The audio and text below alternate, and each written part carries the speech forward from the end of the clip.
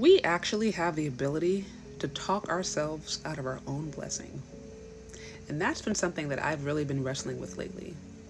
If we look at the entire story of the Israelites in the wilderness, right? It's all based upon this generation who literally did not enter into God's perfect promises for them, God's perfect will for them, God's desire for them, because they decided not to. They talked themselves out of God's blessings. They decided to turn to unbelief and they decided to hold on to what was familiar with them.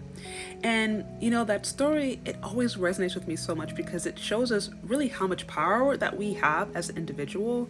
God is a gentleman. He's never going to force himself. And while he does not require perfection at all, and he's not impressed by our works, it shows me the importance of really having a heart of faith and really learning to trust and lean on God. And this is why he also says in Romans, right, where it talks about how Abraham was pleasing to God, not because of anything that he did, but because he just believed him. And even Abraham made plenty of mistakes, right? That he was not perfect.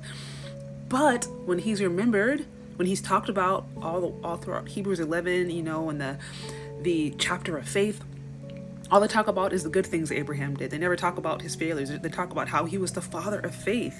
And so it's a reminder of what God actually really values. It's not really about what we do or don't do, because none of us could ever do anything that was pleasing enough to God. That's why Jesus had to come.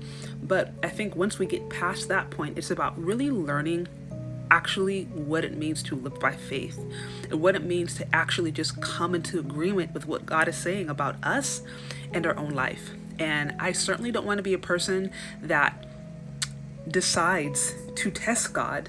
And I certainly don't want to be a person that talks myself out of God's blessings simply because I don't think I deserve it, because I never will. And no one ever really will. I think that's the whole great thing about the gospel. It's we're being given things that we never deserved and never will deserve. And I think when we really recognize that, the most thing we could say is just, thank you, Lord, I receive.